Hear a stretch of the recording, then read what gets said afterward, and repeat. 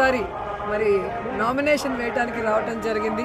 నా నగిరి ప్రజలు ఎప్పుడూ కూడా జగనన్నకి నాకు ప్రేమతో అభిమానంతో అండగా నిలుస్తున్నారు అనేది ఈరోజు ర్యాలీ చూస్తే మీకే అర్థమైపోయింటుంది.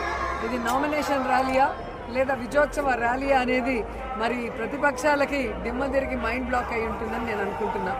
ఎందుకంటే 2019లో జగనన్న వాగ్దానం చేసినప్పుడు రాజన్న బిడ్డకు ఒక అవకాశం ఇద్దామని ప్రజలు 151 సీట్లు ఇచ్చారు.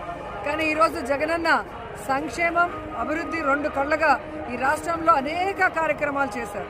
ప్రతి కుటుంబానికి మరి ఎంతమంది ఉంటే లబ్ధిదారులు అంతమందికి సంక్షేమమే కాకుండా ఆ కుటుంబంలో ఉన్న వాళ్ళకి ఆరోగ్యానికి ఏ విధంగా అండగా నిలబడ్డాడు, ఆ కుటుంబంలో ఉన్న పిల్లలకి ఒక క్వాలిటీ ఎడ్యుకేషన్ ఎలా ఇచ్చాడు, పేదవాళ్ళకి ఇళ్ల పట్టాలు ఇచ్చి ఇల్లు ఎలా కట్టించారో మీరు చూశారు. అంతేకాకుండా ఈరోజు నగిరి నియోజకవర్గంలో 2012